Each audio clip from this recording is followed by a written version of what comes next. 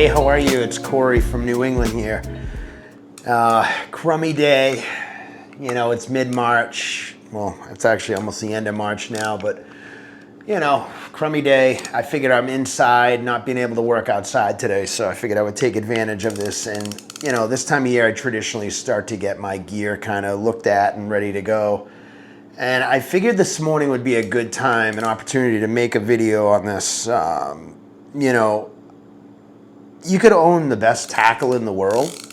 You know, I mean, some of these reels are, you know, $600-700 and up. But if your rigging sucks, then what good's this? You know. So each spring I tend to take a few minutes and you know, more or less now because I don't have as much tackle because I'm not, you know, guiding full time. So I have less to handle. But you know, I take this time now to kind of go through the reels just quickly and just check everything, because right now in my kitchen it's pretty calm. There's not fish breaking around me. There's not a guide or someone else in the boat giving me, you know, giving me guff for not having something ready. So I take this time to prepare, you know, just to check things. And you know, right out of the gate, I start with the leader. You know, I'll strip any old leaders off of the fly reels from one of the years, you know, year before, season before, right down to just the butt section.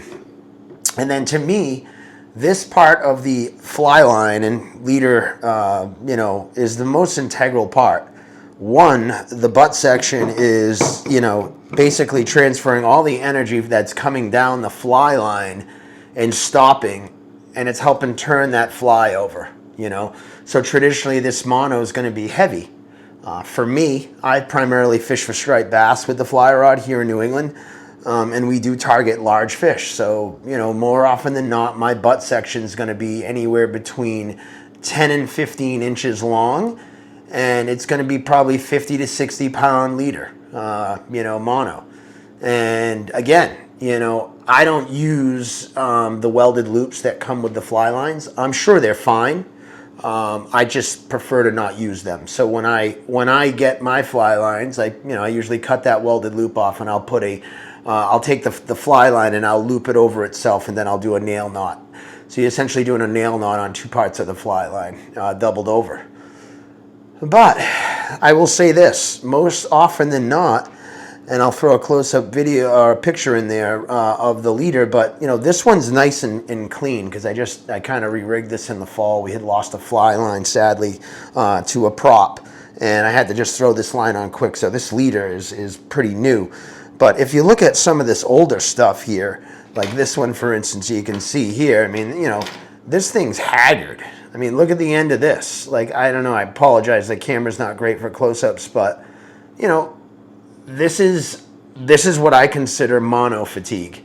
And, you know, I replace every butt section every season, maybe sometimes 2 or 3 times, depending on what's going on that season. But you know, fresh out of the gate in March, you know, I'm usually cutting this off. Like you can see, I already cut this one off. And I'm going to put a brand new butt section on every one of my fly lines, regardless. You know, like I said, in this case, this one didn't get used. I personally remember putting that on there like in November or late October. So it's fine. And, you know, but everything else will get a fresh butt section. And again, I don't use welded loops. I prefer to nail knot my fly lines and leader connection, and I also do the same at the other end. But for starters, you getting out of the gate here, check your butt section. All right, check your butt section, brand new butt section, tie it on, whatever weight you like to use. I then take the fly line and I will just basically strip the whole line out on the floor here, and I'm going to pull it right out to the backing. The other important part that many people do not pull out is the backing. So, you know, great, you get under your way, you start fishing, you know, luck be have it, you hook a giant fish, and now, you know, you're into your backing. Is the backing good? Is your knot good? Do you trust the knot? Do you have confidence in the knot? If you don't, then you didn't take the time right now in your kitchen to basically fix that and feel good about what you got going on. So again, I take all of the fly line off I come down and I look at the backing. I take the reel that the line is on and I check the backing. Is it packed okay? Is the backing under itself? Look at that. It looks tight and the backing is not under itself, but just look for that. If it's under itself, cut the fly line off, pull the backing out, and I will, I just pulled off the fly line in this case, but I'm gonna pull off probably 30 to 40 feet of this backing, and I'm gonna cut it, and I'm gonna retie it. And in doing that, I've assured myself that if this backing were to rub on something when it went out last time, I don't know, but I'm just gonna feel more comfortable that I've got nice fresh backing. So I'm gonna go ahead and cut that real quick because I'm gonna have to do it anyway to this reel. Well, actually this one I don't have to do it to, but I will cut it anyway. Okay, so at this point, I'm gonna be tying a new knot. All of my connections to my backing and fly line are done with a bimini twist. It's how I've done it for years. It's how most big game or most people who are in this industry will connect the fly line. But I think the integral part of this deal is, one, you do the bimini twist because you're doubling the line strength. This I think is 30-pound Dacron. That, it's roughly like 45 or 50 and change. I've never really broken one of these. We've lost them to other things, boat motors or whatever. But anyhow, you can see here, there's a welded loop on this one. And this is a Rio line, and I do love the Rio lines. But again, in this case, I just threw this line on quick because I had to replace the line. But most importantly here, when you put this line together, we're using the bimini twist. Again, I'm going to end up having, and I'll throw a picture in there, but you're going to see like a double nail knot. So I loop the fly line back over itself. I don't use a welded loop. So I cut this welded loop off, which I'm going to do right now. And again, it's personal preference. Some people love these and trust them, and I'm sure they're fine. In this particular case, I needed to re-rig this fly line quick, so I used it. But again, I'm going to take this line now and I'm going to double it over, and I'm going to use my nail knot tool, which is around here somewhere, and I'm going to put 2 nail knots in this, and I'll throw a picture on the video here, but I'm going to put 2 nail knots on it, and you can see this one I cut off here. It's got a ton of line fatigue in it. I'll throw a close-up image on there, but again, I'm feeling comfortable now. I'm gonna put two nail knots in this. I'm gonna make the loop kind of small so it can get through the stripping guide and the balance of the guides on a fly rod when your backing goes out. And I'm gonna feel comfortable that this is tight, okay? Because the difference between you and the fish now, if you're into your backing, is this, okay? I can't tell you how many times I've been on the boat and customers or, new customers or someone who I've never fished with or wherever, maybe they're new to the sport, and that's fine. They'll show up and they'll have their backing connected with a single nail knot of just the Dacron. And, maybe for trout, but not for what we're doing. I just don't, it's just not worth the risk. So please, it's imperative that you just rig your stuff properly. And in doing so, I mean, whether it be a bimini, even if you were to just double the backing and do a double surgeon's loop, leaving it big enough for you to pass a spool through it, that's probably better than a single nail knot. Or even in some cases, I hate to say it, but I've had people show up to the boat with just like a half a dozen overhand knots in the backing to the fly line connection, and it's just not going to fly. I'm sorry. So tighten your shit up. But after you do that, I will usually at this point, I will take the fly line and I will run the fly line through my fingers. I'm looking for imperfections in the fly line. I'm looking for anything that's cracks or, hard bumps. Most of the time for me, my fly line damage is either from the side of the boat or, sadly, for me picking a knot out of the line. Sometimes if you hook a fish and this line goes out and the line's in a knot and you tighten that line up once you clear the line and it makes a knot in the fly line, it is a pain in the nuts to get out without using your fingers or your teeth or a fly hook to pull that hook out. And more often than not, you end up damaging the coating. So again, just check your coating, inspect it visually as best you can, and feel for it. Your hands and your fingers are your best feelers. They're going to feel anything as it goes through your hands. And I'll do this right up to the head of the fly line.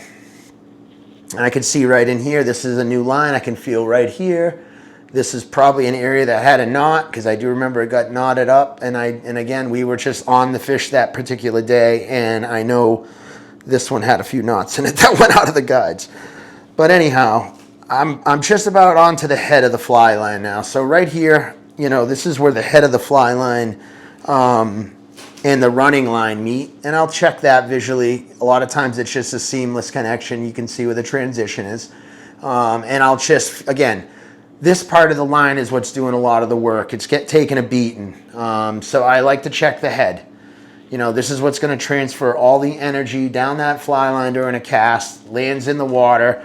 And when you eventually do get a bang or you get tight on a fish, you know, this takes a lot of the abuse. So this is the end I focus on mostly.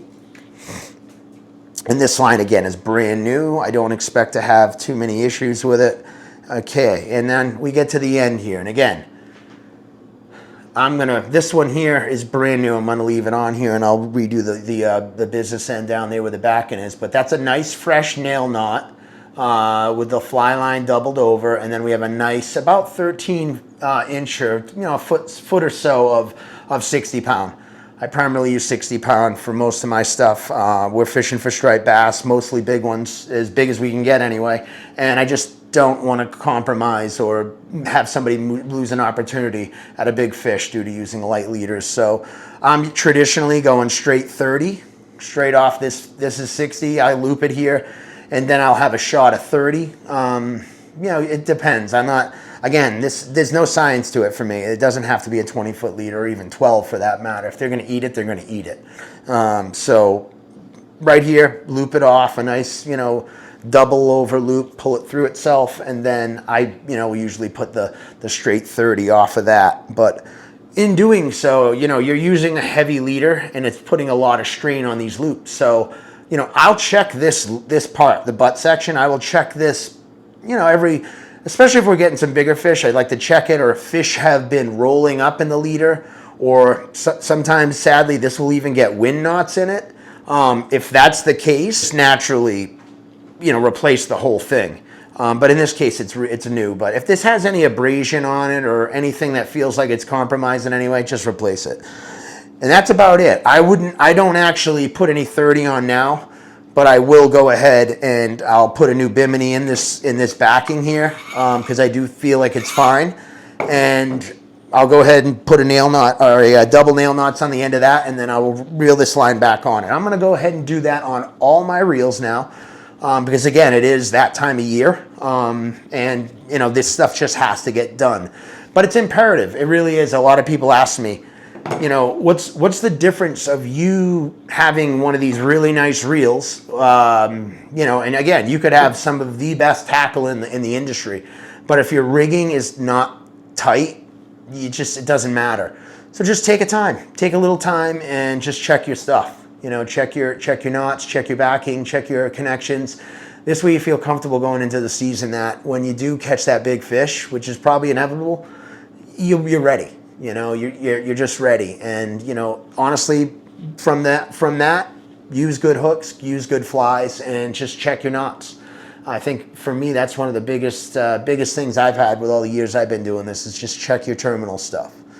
But hopefully this is helpful. And I'm going to try to start building some videos here of some of the rigging that I use. I mean, most of this stuff is very readily available on the internet.